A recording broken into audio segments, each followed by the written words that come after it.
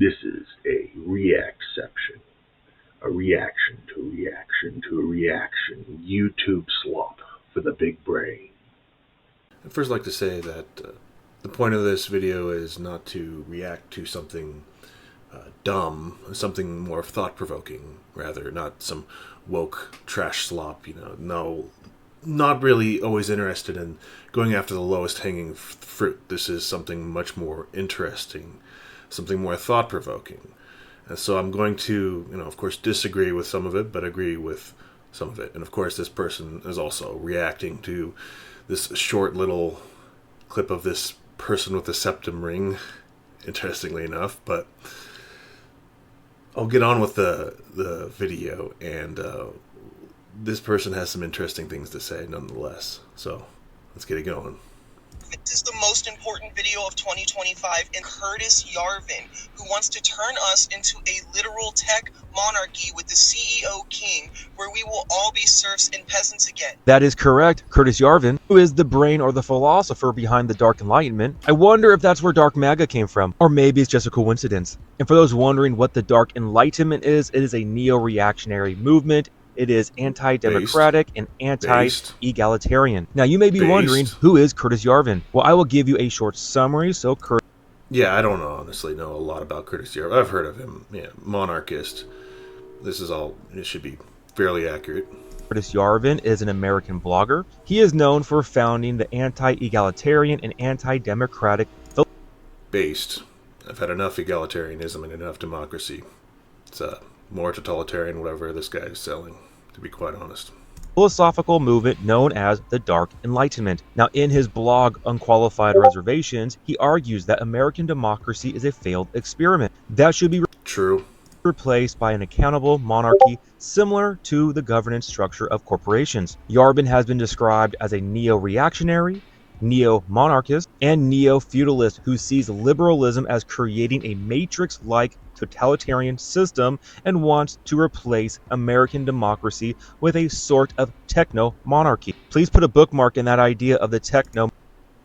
Yeah, and all that is correct. I have read Hans Hermann Hoppe, The Democracy of the God That Failed, and he brings a lot of good points. Right? There's some good arguments against democracy and how it's actually a downgrade from monarchy. Not that monarchy is all that great. It has its own flaws as well. The thing is with democracy, it's basically just a psyop to convince you that you're free because you vote for your slave master. You get to vote for, and it's a glorified popularity contest.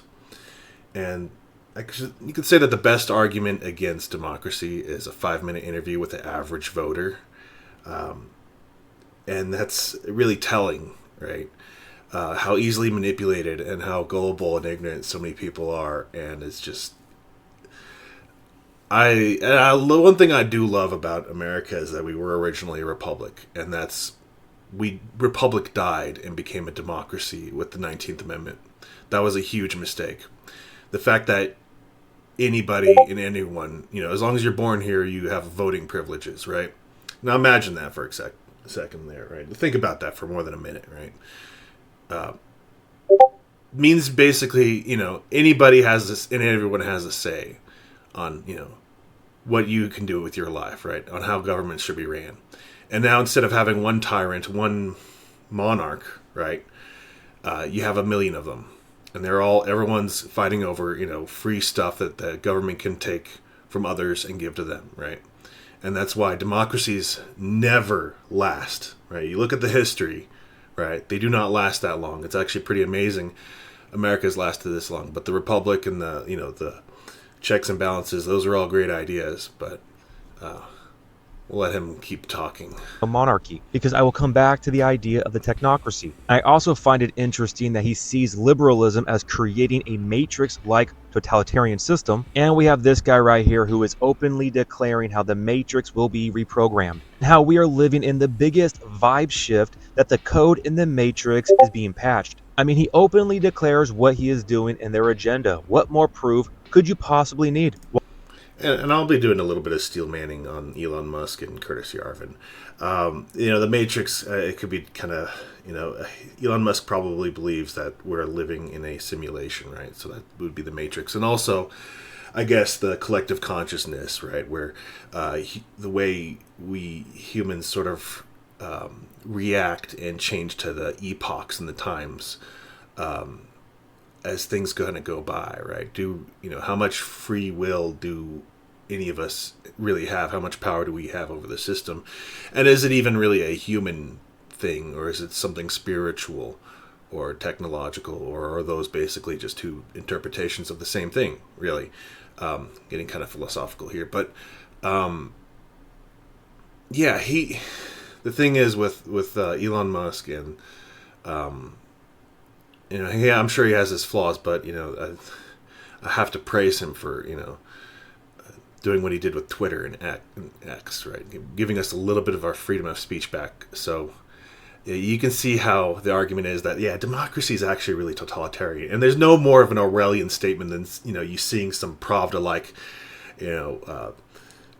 correspondent, news reporter, quote unquote, right? Propagandist saying, oh, so-and-so is a threat to our democracy, right? And that means we need more censorship. And that's not freedom. While he wears his tech support shirt, where a lot of people think it means technical support, but in reality, he is talking or thinking about technocratic support. For those who do not know what a technocrat is, it is an individual who wants a technocracy. And a technocracy is a form of government in which the decision makers are selected based on their expertise in a given area of responsibility. Okay, so it's meritocratic, right? And we see this system is tries to do a little bit of that currently. We have been. The idea of technique is and meritocracy, technocracy, right, is that you want to select for those individuals who are best suited for the job. Now, this can go too far in certain directions. Too much technocracy, too much efficiency, too much meritocracy is kind of removing the human element, right? At this point, right, why not just become transhuman, then post-human, become machines itself, right? Humans are, obviously, we're flawed creatures, and we're prone to things like nepotism and, DEI retardation. But I think there is something to be said about, having a little bit, something more than just a glorified popularity contest for leadership, right? And as flawed as, say, monarchy, for example, might be, right, that person would be groomed and prepared. That child, prince or princess, whoever, would be prepared to lead. And, the whole democratic process, right, where who does it select for? What does the process select for with democracy, right? It's people who are most motivated for power and wealth and corruption, when you're going to detract by nature itself, right? You're going to attract people who are Machiavellian, have high in the dark triad or tetrad, whatever classification you want to put on it, be 3 or 4 characteristics, right? They're going to be Machiavellian, narcissistic, and sociopathic, right? Sociopathic, not psychotic, though. Not psychopathy, but sociopathy, right? So they're going to be clever, and they're going to be capable of manipulating people to tell people what they want to get elected, right?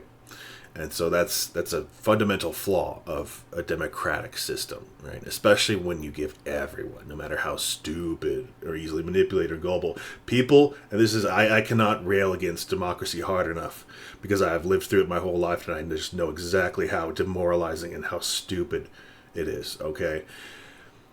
Most people are not good judges of character, right? A lot of people are really bad judges of character when it comes to selecting a partner, a wife, a husband, a girlfriend, boyfriend. People are really bad judges of character, right?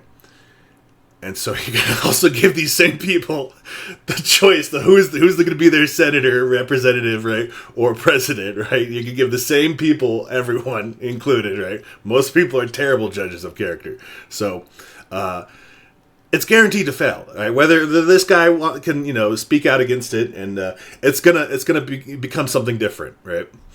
So, really, with regard to scientific or technical knowledge, I guess it's just a coincidence that his grandfather, Joshua Norman Hadelman, was an early backer or supporter of the technocratic movement. And as you can see down here, he was the maternal grandfather of you-know-who, and he moved to South Africa because he was a supporter of apartheid. But in summary, Pretty based. Unironically. I mean, we can easily all take the woke, liberal, progressive, boomer, hippie mindset and say talk about how bad apartheid is and yada yada. But if you look at where South Africa is today and what's happening, you realize, well, maybe they had it there for a reason. That's all I'm saying, right? Maybe it was for a good reason, because people that are there, most of the blacks that come over, they're not native to the actual land, right? They come over, they have different tribes coming over, and they want to take over. And it was, let's face it, the Boers, the white European immigrants or colonizers, right? Based, who came there and they built that country, okay? It wasn't black people picking cotton that built all the infrastructure and the farms. No. Look what happened to Rhodesia. It turned into Zimbabwe. And where are they now, right? That's South Africa's future, okay? So you can complain all you want, but you know what? And call me the evil R word, but you know what? I just see reality, right? A technocracy is a form of governance whereby government officials or policymakers known as technocrats are chosen by some higher authority due to their R word is reality right there. Technical skills or expertise in a specific domain. Now, I want to highlight this down here, how critics charge that technocracies are undemocratic and disregards the will of the people. I found that very interesting because the way this guy is doing what he is doing, the whole will of the people thing is sort of, everyone makes appeals to the will of the people, right? You want to have some will of the people, even monarchy, whatever.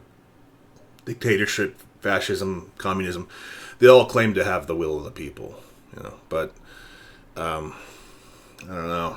Sometimes, people aren't too bright. is that he is hiding behind this idea that he is doing the will of the people. What all we're really trying to do here is restore the will of the people through the president. Now that statement right there is very telling because it and well, how much is democracy even will of the people too, right? And how corrupt and crooked of our banana republic? How is that our current banana republic? Is that following the will of the people? No. Reveals at the core where he is getting his ideology from, and is from this guy. Dark Maga is the Dark Enlightenment. As we can see right here, how Curtis Yarvin has argued for a Caesar-like figure to take. And that also might be inevitable right there. It's America is following sort of a similar pattern to Rome, so we've already, could be argued, Caesar-like figure is a bit, a nebulous, subjective term. Take power back from the devolved oligarch and replace it with a regime that is a monarchy, run like a startup. As early as 2012, he proposed the acronym RAGE, Retire All Government Employees. Based, and they have not retired enough. I mean, how much of our taxes do they have to take? I mean, no, seriously. This guy keeps railing against, monarchy and technocracy in this, but I'll tell you one thing. No monarchy's ever charged as many taxes or has had as many laws against us than our current democracy, right? Democracy. Really. All these bureaucrats are so democratic. Come on. Employees. And maybe I'm being a little too harsh on the guy. He has, I guess, his own perspective. But, not to be too harsh on this guy. But that's my take. What's going on ever since the new regime came into office on the 20th of January? Oh yeah, that's right. Thousands of federal employees are being Good. They need to lay off more. Forced to either retire or they're being laid off. As you can see right here, this goes back to Curtis Yarvis and his philosophy. It's not enough. Do you think, how productive is our government? Right, everything they have is stolen and counterfeit. Okay. What good are all these federal employees? What good are all these bureaucrats, huh? Philosophical ideas. Now we can also see how this idea of retiring all government employees is the first step in a overthrow of the American regime. As we can see right here, what Curtis Yarvis believes we need is a What even is the American regime? Overthrow the American regime. Okay, yeah, well, it needed a regime change a long time ago. U.S. attorney. And not to mention this right here, which should have been extremely concerning to anybody with an... You know what? This is he who saves his country does not violate any law, and this kind of goes back to ancient. Yeah, we're talking about Caesar, ancient Rome, right? I suppose it could be concerning, but it could be concerning anyway, right? Do we really need thousands of pages of laws and bills being passed and all this nanny state bureaucracy, right? And the past, regimes, if you will, were selective in their law enforcement. Is that any better, right? If, and this kind of appeal to authority, right? Oh, this law is, is good, therefore it's a law, therefore it's good, right? And this guy's, I don't know, he's supposed to be a Christian, I guess, but, I mean, yeah, I mean, he has his own perspective, and he has some more valid criticism. Ounce of discernment. He who saves his country does not violate any law. Truly spoken like a man of lawlessness. And again, we can see... Well, I mean, yeah, who is law, right? Okay, one thing I'd like to add during the editing process is what bothered me about his kind of appeal to authority, appeal to man's law when this guy... he's supposed to be a Christian, right? Are we talking about man's law or God's law, right? Even according to our own religion or philosophy, right? And I'm sure this guy is aware that there can be bad laws. There can be evil laws, especially when created by men. And, we humans are retarded, right? We're all incredibly stupid, right? We apparently need a monopoly on violence just to function as a civilization, right? So that kind of goes to say that, when someone says they're saving your country is not breaking any law, whose law is he breaking, right? He's breaking man's law. There's nothing to be, nothing there, nothing special there. I mean, it kind of, how many laws there are, right? A lot of them are bad. And there's nothing morally wrong with breaking an evil law. So if the law is to destroy ourselves as a people, right, then I'm all for breaking that law. All kind of arbitrary, right? The times that we are living in, I'm trying to take a step back and look at the bigger picture. Or in my own personal opinion, this dark enlightenment technocratic takeover is laying the foundation for the beast system where there will be AI. And this is very interesting. He actually has a good point here. This is where the concern gets valid, right? With Palantir, surveillance state, the chip, right? Mark of the Beast. I think that's all very valid concern. The moment that happens, I'm with you here, brother. I'm raging against the machine state, right? I'm with you. But democracy has been no friend to me, so I will not mourn its death.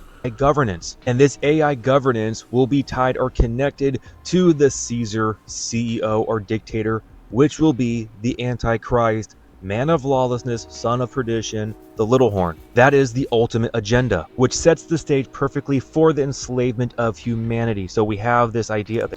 And yeah, this is something to be on the lookout for. Whether it happens or not in our lifetime, or happens later, or if at all, I cannot say, but that would be something to stay vigilant against.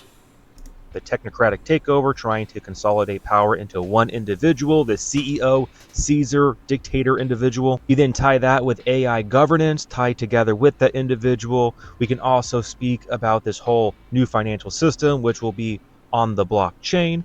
You have the whole bio-digital convergence connecting us with machine, the transhumanist agenda. We are here, guys. We are here. The times are now. And with this being said, this information is not meant to cause fear or anxiety. The Lord does not give us the spirit of fear, but the spirit of power, love, and a sound mind. But rather, this information is meant to give you discernment so that you can discern the times that we are in, realizing how close we are. Yeah, and I'm in a more agreement to this. I would never praise democracy or egalitarian. One problem with egalitarianism, and I know Christianity does preach, at least it's more nuanced. I know Nietzsche would call it a slave morality, and communism an even more extreme slave morality. I view Christianity as at the very least more nuanced than, say, full-on socialism or communism, where it destroys anything. It's just pure envy that destroys any that are, I guess, better, more wealthy or stronger or more powerful than you. As I'm a bit of a loss of words, but the whole idea that I think it very well could be true. But one thing I'll keep in mind is everything with a grain of salt. There's always kind of the cyclical nature of time, right? Armageddon's always around the corner. Ragnarok's always around the corner. There's always, civilizations always collapse. Great empires always fall, and new civilizations rise from the ashes. That's kind of, I always think of the phoenix as sort of an allegory for that. Great civilizations and empires. So end times means Jesus will literally, come down to earth. And another thing to keep in mind is, the government does have a Operation Bluebeam, where they do have the technology to kind of create a holographic simulation, right, where they can pretend, fake the second coming of Christ or fake an alien invasion. They've had that technology for a long time now. So, I guess everything with a grain of salt. Interesting times we're living in. That is all.